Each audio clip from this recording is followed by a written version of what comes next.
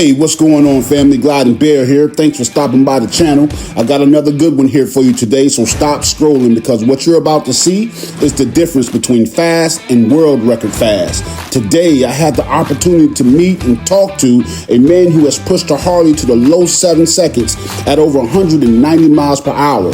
A run so violent and so precise, most riders will never feel anything like it. And next to him, I also had the opportunity to meet one of the most feared and respected tuners in the game, a man who can make a motorcycle feel alive or expose every weakness it may have. These two men, Gregg Dahl of GMS Racing and Damon Kuskie, the master tuner, the reason why motorcycles break records, scare grown men, and rewrite what we thought was mechanically impossible. But today isn't just about horsepower. It isn't just about engineering. It's about the mindsets behind the machines, the obsession, the failures, the breakthroughs, the moments that turn a normal builder into a legend. And I'm taking you into their world, the world where milliseconds matter, where tuning is an art form, and where engines become a voice. And these two know exactly how to make an engine sing.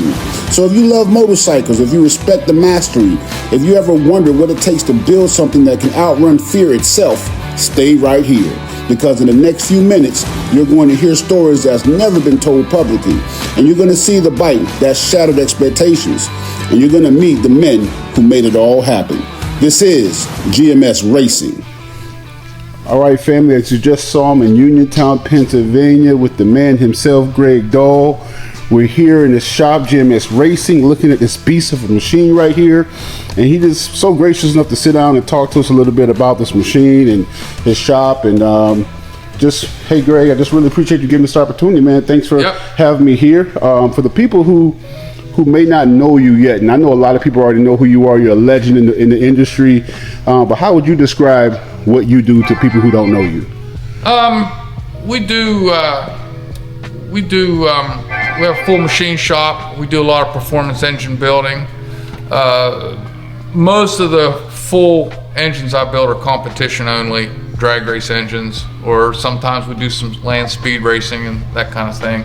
And then we do offer support for a lot of other shops. So we do a lot of machining and support and design work for other shops that are into racing, and you know, that's mostly all confidential, that kind of stuff, because it's all within the trade. But yes, sir. And then we also do a lot of tuning. Damon is he's probably the best at what he does. He has an extensive background. He worked for 10 years for the military doing defensive radar design, and he has an intricate understanding of how these computers work and what they do. And he does a lot of tuning, and we tune for other dealers, we tune for other shops, we tune for people who have exotic builds or difficult to tune bikes. You know, we sort them out. And then he also does troubleshooting and some engineering for a lot of the companies that you would know if I would mention. So good deal. So when somebody says GMS Racing, what do you hope would come to their mind? For me personally, it would be our racing program. Okay, because that's everything we do for our customers is bred in our racing program. So I see this bike here. This bike is very special to you. I think it had a pretty good speed. That's pretty mind-blowing to me when you first told me about it. What was the speed that you have with this bike, and how does that compare to what's other speeds around the country right now, or the world? Well, going back, we were in the low 760s. We went 762 with this bike over 5 years ago, and over 180 miles an hour back then too. And we've gotten a little quicker with it over the last few years, always staying with nitrous oxide. And I think I got the only team right now using nitrous at this level. Oh wow, really? Yeah. The turbos are coming on strong, and it's about time they did. They've been working at it for a long time, and they're figuring it out. But we've been, this bike's been 191 and change. The other one's been 192. I got a friend of mine from North Carolina that's been 199 with a turbo, and another buddy with a turbo that races with us in XDA has been 195. Wow. And I think I've since heard a couple other guys going 191. So they're coming around, but nobody's doing it on nitrous. I'm the only one. So with a run like that, what does that feel like from your perspective? You're in the saddle, you're going down. What does that feel like? My bike's definitely not topped out at the end. You know, when we have them geared so they're finished at the end, they don't run as good. So it's going 190, but it's still pulling hard. It's like trying to go 250 is what it feels like, you know. So, you know, if we had more distance, we could go way faster. So it's still accelerating. It's not like going out on the highway with your Busa and hitting that number and you're just kind of sitting there like the road runner going down the road. It's still pulling you back when it's going. So the acceleration is a component that nobody except drag racers can feel. You know. Well, I'm curious, man, with such a machine like this, what first pulled you into motorcycles and what made you push these machines as far as you have? I mean, 190 miles per hour plus 7.62 seconds in the quarter mile. Well, we've been 747. 747. Yeah. In the quarter mile. 762 was 5 years ago. I'm sorry, my bad with the numbers. Yeah, we went 747 this year, and the other bike's been 751 at 192. What made you push bikes this? What made you get into motorcycles first and foremost? My Uncle Fred, when he came home from Vietnam when I was a kid, he had Harleys, and he rode with clubs and all that kind of stuff, and I was always enamored with that kind of stuff. But I'd grown up around cars because of my dad. My dad had old cars and some motorcycles and stuff, but there was a guy in our neighborhood that just passed away earlier this year. His name was Jerome Lowry, and he was into drag racing cars, and his brother Alan had a little machine shop, and they built engines for drag cars, so I kind of come up around racing. Yeah. There was one moment in your career where you thought this could have ended differently. What did you learn from that scenario, that circumstance? Well, I don't know how to exactly answer that. I mean, I've had a couple close calls where we could have crashed it really bad. I mean, I have crashed it. But the best answer I got for you isn't that direct, but it's all I can do, because what I can think of is, you know, to do this and to do it at my level, which is we're doing something that I don't know anybody else has ever done. We're in unknown territory. You have to be ruthless. And by ruthless, I don't mean snidely whiplash. I mean, you cannot quit. You spend all this money, put all this time into it, you get some success, people start to see what you're doing, and then you run into trouble and you start looking bad. And then people start mouthing on you. I just keep working at it. I just came off one of the most challenging years I ever had racing. And you can't give up. People, this can be a tough thing when you're in front of everybody.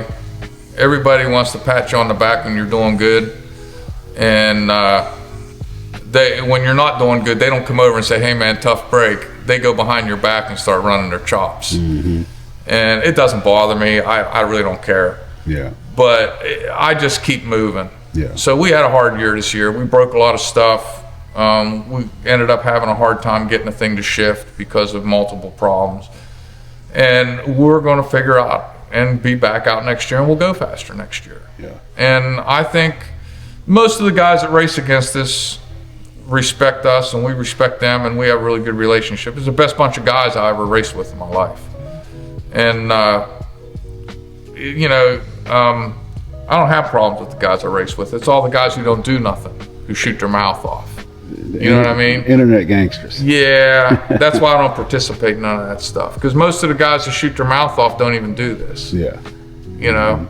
Well, I appreciate you taking this interview, but you know, that's honorable, and I think that's wise to know that, you know, you're gonna encounter some challenges. Is how you overcome. Yeah, but we always get through it. Yeah. And I think that, like I started to say, I think the guys that are racing against us know that when we figure out what we're up against here and get this thing figured out, we're going to be up there. It's over. Yeah, because we've had some good weekends. We've showed some potential. Well, speaking about that, what accomplishment are you most proud of? Is it the record that you hold with this motorcycle, a special build, or is it something? No, I've answered this question once before. What I'm most proud of is these big power adder Harleys, whether it's baggers, whether it's these, we were the first ones to do it. I heard that. All right. And now the guys have gone to turbos and stuff, but back when I was helping Gaddafi, and we came out with that 160 and put two systems of NITROUS on it, and went 169 miles an hour with it. Nobody ever seen that before. Wow. And we were the first ones. Now there was guys trying. There was a guy down in North Carolina had a Pro Charger, and they were working hard to figure it out, and they didn't get there. And there was other guys struggling and blowing turbos off, and guys with NITROUS blowing intakes off and stuff. But we were the first ones to make it work. And we me helping Gaddafi really started people following bagger racing as an organized thing. It was a big thing out in the shadows, street racing, and it still is.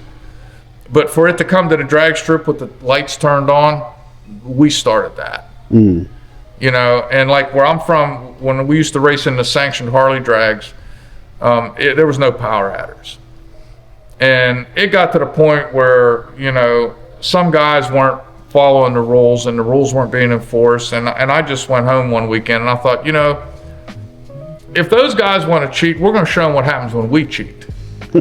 Now, we didn't cheat, but what we did do is we went to a race at the end of the year. And that's when the girl I used to go with was riding this bike. And I put a system of NITROUS on it. And we were testing on Friday night, so we weren't racing, it wasn't cheating. But she went out there, and I think the class record was like 812 or something. And she went out there and went 790 at 175, and everybody's jaw hit the ground. And then over the course of the weekend, I told everybody, I said, I told you, we're gonna show you what happens if we cheat. And then that was it. I left the NITROUS on the bike, and I quit going to sanctioned races, and we just started making videos and going to racetracks and running some numbers. Yeah. And then next thing you know, all the rules changed. Oh, now you can run turbos and you can run NITROUS and superchargers. Come on back. Yeah. And we tried that for a couple times, but it never did come back together like we once had it. So I just decided to do my own thing, and everybody followed me. There's nobody running all motor no more with these bikes. Everybody's got something on them. And we started that. I'm proud of that. Very few, yeah. Yeah, I'm proud of that. We opened up the floodgates, man. 100%.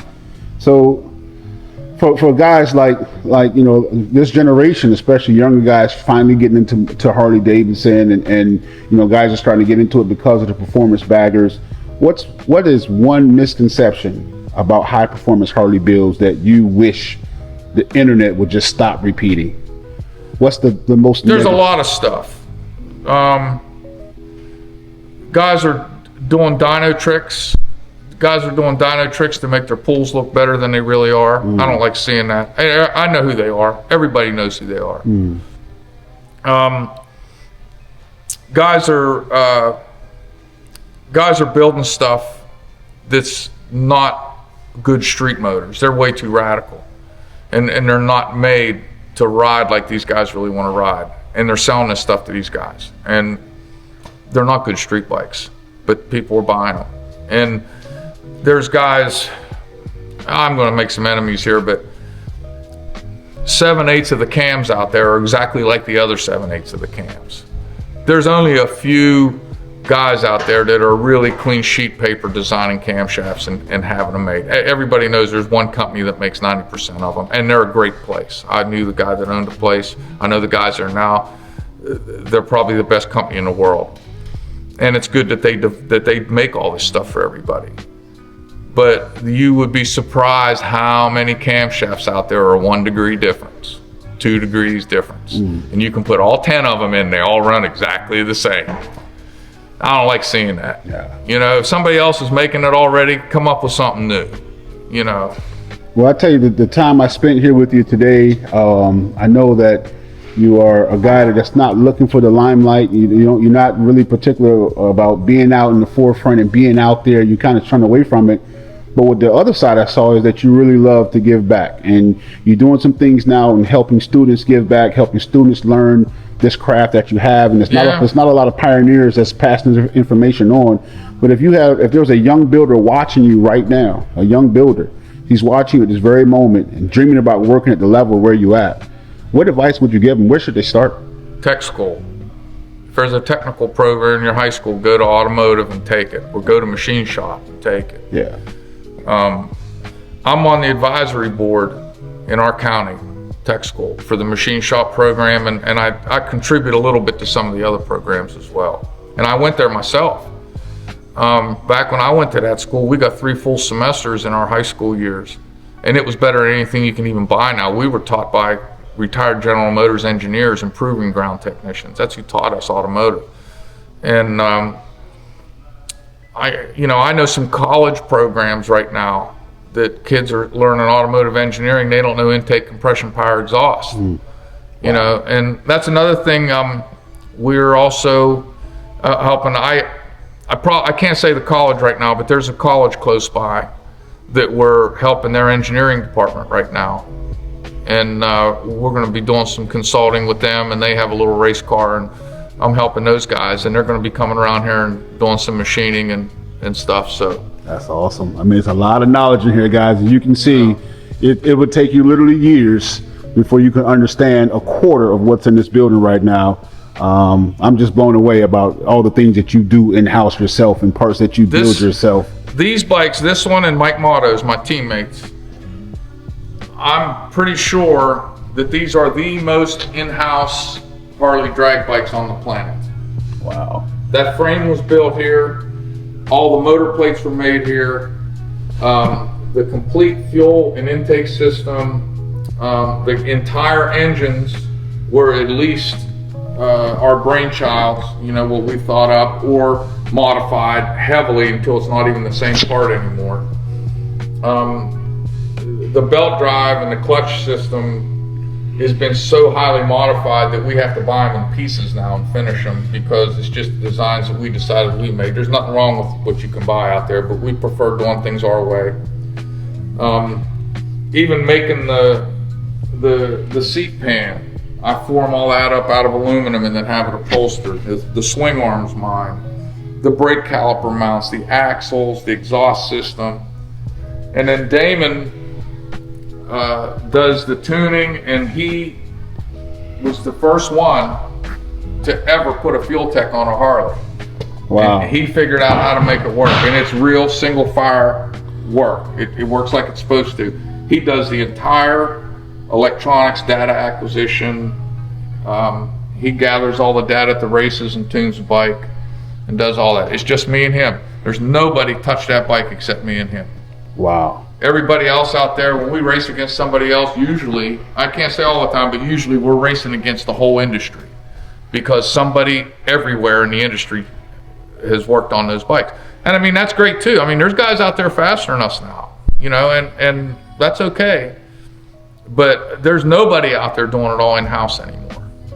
And people ask us, you know, how did you learn how to do that? Well, I had to, because I was poor. I had to learn how to do it. You know, and I'm glad it went that way. And but it's all good. I mean, you know, there's a lot of fast bikes out there now, and I'm glad to say that we're probably the ones who kicked it off. And whenever someone goes a little quicker than us, I'm proud of them. Because if we wouldn't have done it first, they wouldn't be doing it at all. That's right. You know, so I'm okay with it. And if you talk to them guys, they'll tell you the same thing. You know, there's no respect lost between us. You know, there's a lot of good guys out there. Well, Gregg, you really gave me a lot of your time. I have one last question for you, and I'm pretty sure this question is what everybody would love to hear from you. You know, but what's next? You know, any dream projects or anything? We got. What's next?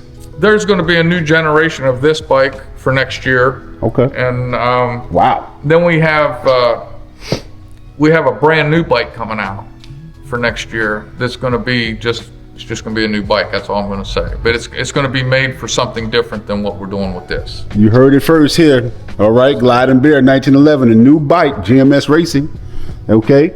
But again, thank you, Gregg, for taking the time. I'm in the area, and you was gracious enough to let me come by and spend some time with you. I really appreciate it. Guys, you have a phone number if you want me to contact you. What's your number here? Yeah, well, we're on the internet. Okay. Just get on, look for GMS Racing Engines, Uniontown, PA. We're out there. Okay. You'll find us. Guys, look them up. I trust you. I promise you will not be disappointed. Any haters, call me personal. I don't give a fuck. All right, Greg. Who this is. He passed away a couple years ago, Paul Weirs. In 2013, he retired from Harley-Davidson. He was the executive vice president of engineering at Harley-Davidson. And he ran the motor company at York Assembly Plant for years too. Wow. And when he retired, I did all his personal work. Really? Mm-hmm. And he had a set of cases that didn't have any bolt holes in the tops. And he sent me the cases, and this is the drawing that I made. Wow. For the bolt pattern in the cases. And then we built an engine out of it.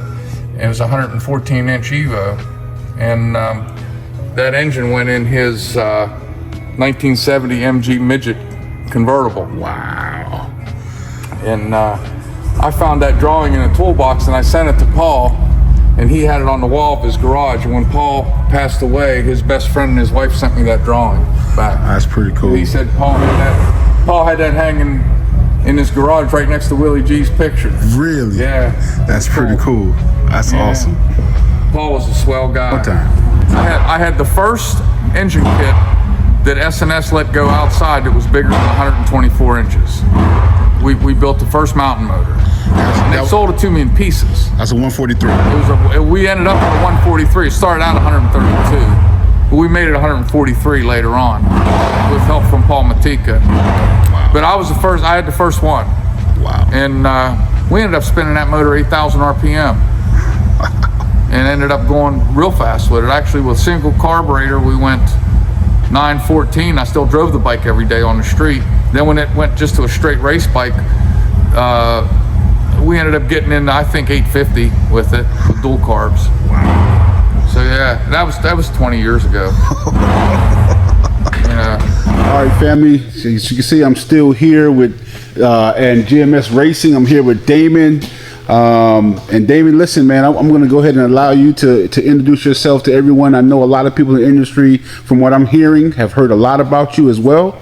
You got a good, stellar reputation, but for the people who may not know you yet, how would you describe yourself and what a tuner actually does? Well, I would describe myself as just a nerd and a gearhead put together. My background is electronic engineering, computers. I grew up around race cars and motorcycles, and I was blessed to be able to put all that together and get to do this every day. He's really modest, family, because he's left out a huge thing. He left out. Tell everybody, how many master's degrees do you have? A couple. We got a couple of them, but I try to stay humble. Honestly, I do. I just lay low and try to do a good job, and just let the work speak for itself. That's the philosophy here. So when someone hands you a motorcycle, what is your mindset when you go and you're getting ready to tune this motorcycle? What do you think about? What are you looking for? What's your process? Well, I guess the first thing is to just make sure it's mechanically sound and ready to be tuned. All the basic checks that you would go over, like oil, tire pressure, belt tension, that sort of thing. Yeah. And then, of course, of utmost importance is what exactly it is you're dealing with. So what is the engine? What is the engine combination? What kind of chassis is it in? What kind of riding does the person do? And you take all those things into consideration when you develop the bass tune. And then, once you get a good handle on things and you can start getting those bass tunes close, like right from Jump Street, the bike will start to tell you what it wants pretty quick. And it's just one of those things that comes with experience and time, and you get a feel for what they want, and it'll tell you. Yeah. 100%. It will. Do you remember the moment you realized that you liked the tune, you were good at it? Oh, heck. So I had a 2005 Wide Glide, right? Okay. And that's when I was still working for the Navy down in DC. And we were doing a project at that time that involved electronic fuel injection. It had to do with that USS Cole disaster, if you remember that at all. And so we had there an entire display board from Toyota that had a working fuel injection system on it with every component. And once I got into that and was able to apply it to the motorcycle, it was game over for me. I just went down that path and stayed on it. And you tune all the bikes here, is that correct? Yes, sir. All these race bikes, Bikes, street bikes, all of them. Yes, sir. even Gregg's record-setting bikes, they come through you. The Kong bike. Yes, sir. Yeah. So I'm very, like I said, I'm very fortunate. It's a heck of a place to work. There's not too many people or places, meaning Gregg, referring to him, that where you could work and be able to mess with stuff like this. It's, if you like doing this kind of stuff, man, this is like the dream job, really. 100%. So what was the hardest lesson you learned early on? One of those that you will just never ever forget about when it comes to tuning, or what was one of the biggest challenges you've had getting into this arena? Yeah, that's an interesting question, because I can't think of one particular like overly bad experience I've had. Yeah. I think it has to do with kind of the approach I take. I spend massive amounts of time studying, reading, learning before I take on a project, especially something new. Nice. And for that reason, there haven't been really too many terrible setbacks. I would say probably the worst ones come in the racing arena. Yeah. When you start pushing things a little too hard, or maybe get a little greedy and a little bit too much nitrous, or a little bit too much timing along with that nitrous, and you get to see an awesome piston with a hole burned in it or something like that. It's always hit or miss with the racing. That's what I was saying. So at the racetrack, we of course you see some setbacks there, but I think I've been pretty fortunate in that I try to think through what I do before I do it, and so that keeps the catastrophes to a minimum, if you will. Sure. Yeah. So what separates a good tune from a great tune? For me, Yeah. again, it's tailoring it to that person, you know, and knowing what they're going to do with the bike. And there's so many little details, especially like with these newer bikes. It's like the right-off idle stuff, that real low RPM, light throttle position stuff. I know that I have a lot of bikes come in here that have deficiencies in those areas, right? Yeah. And so I've spent a lot of time developing a system to tune that. And so for me, yeah, that would be one thing that would definitely set apart a great tune from a good tune. Right. That particular operating region. But it's just the whole experience. Right? Sure. You want the thing to have stock-like manners, but massive power, and that's the goal. 100%. Yeah. Okay. All right. Tell you what, man. And so when you're tuning bikes like Gregg's and other horsepower machines, those projects are also special for you. And I think what Gregg mentioned to me was the fact that you guys did it first with a lot of these big cubic inch builds, and Well, that's right. That's part of me being a hardhead too. Like I tend to sometimes not reach out for help when I should. I want to figure it out. Exactly. Yeah. And that goes back to that studying and learning. And sometimes what could be a phone call and problem solved, you might get 20 or 30 hours into, but you understand it thoroughly after that. Okay. And so for me, the deeper the understanding I can get, the better. So that's a perfect segue to the next question. Like, what is, if without giving away any type of secrets, and we don't want to do that. There's no secrets here? No secrets. Okay. But what is one thing riders should understand before buying or bringing a big horsepower build to you, or getting into that type of build? What should they really understand first? My suggestion is, if you're thinking about doing something like this, like a big engine build, say, call and talk to especially the person that's going to tune it, but get a feel from various people that might have similar bikes, and find out what the shortcomings might be, what kind of headaches you might have to deal with, because once you build them past a certain point, then you start to have to give up a little bit in terms of maybe drivability, or maybe fuel mileage. I hear about that one, although for myself on a motorcycle, I don't care too much about that. But guys that are touring, they do. Sure. Maybe heat, maybe low-end manners like we were talking about. Sure. So once you go past that line, you have to give something to get more. And that's where I try to keep street builds anyway. I like to stay right at that line where you can have stock-like manners and reliability, but with the most performance possible, at that point. Right. Without having to make those sacrifices. That's where we try to take them to. That's interesting, because I talk to a lot of guys in the industry, and that's always my biggest question. How would you recommend somebody plan their build, map their build?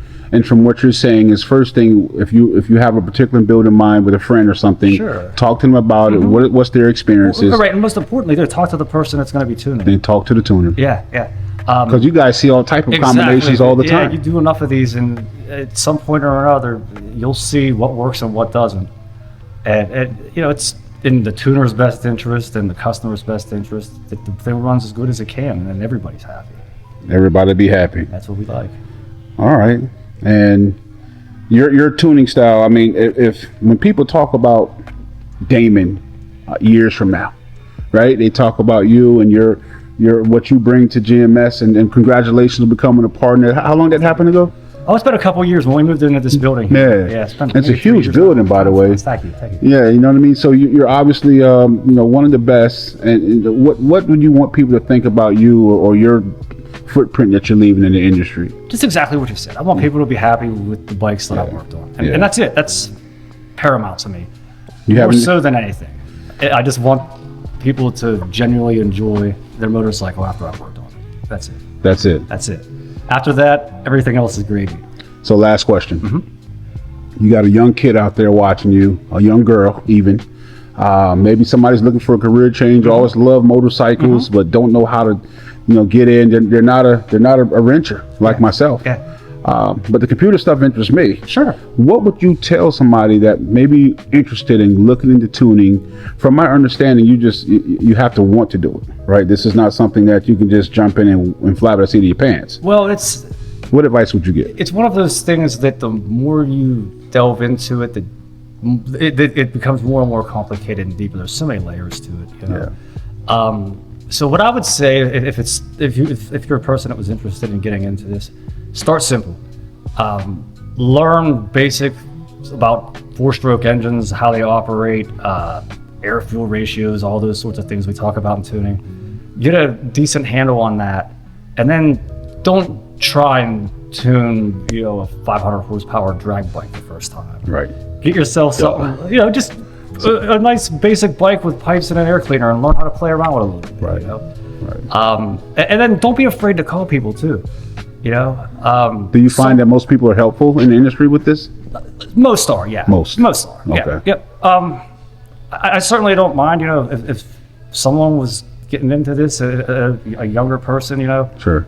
Call me. Try to pass this on. Okay. We ain't gonna be here forever. Yeah, no question. Yeah. That's good, man. Pass it on to. And listen, for a long time, I didn't have that mentality. I was kind of apprehensive about sharing things. Like when you asked about secrets, you think to yourself, if I give this up, it's going to hurt me in the long run. But what ends up happening is when you share all that information into the pool, it just develops the whole product line for everybody. Everything gets better. Everybody gets better, yeah. And once you develop that self-confidence and know, I know what I'm doing. Sure. You don't stress so much about that. It's whatever comes next and is new, you're going to figure it out and stay on top of it. Sure. And so we just try to keep it all moving downhill and keep everybody progressing. Well, man, I tell you what, it's definitely a pleasure to meet you, and it's just an honor in talking to you, spend the time. Come all the way up here. Thank you. Yeah, man, it's in the area, and I just appreciate you. So we'll definitely be in touch with you soon. And Gregg invited me to some of the races that's going to be going on in April. Man, I may come hang out with you guys, but come see us. Hey, stay tuned, fam. We're going to have more to come from GMS. There you have it, family. Take a second and think about what we just heard. Two men who don't just build motorcycles, they're building history. Gregg Dahl, breaking barriers with the speed most of us can't even wrap our heads around. And Damon, tuning with a level of instinct that you only get from years of obsession. And standing here today, watching how they think, how they talk, how they pour their entire lives into these machines, it reminds me of one thing. This world isn't just about horsepower and torque. It's about the people who refuse to quit until they create something truly extraordinary. So here's my question to you. What was the one moment in this video that hit you the hardest? Drop it in the comments. I want to see what resonated with you because Gregg and Damon read these too. And if you want more, if you want to go deeper into this world of record-breaking Harleys, insane engine builds, and the people behind them, don't stop here. Click the link, like, share, and subscribe to the channel for more, because trust me, more is going to be coming next. Hit that next video, join the community, and as always, don't drink and ride safe, 2 wheels down, because we glide, we grow, and we never stop building. Until next time, family, glide and bear out.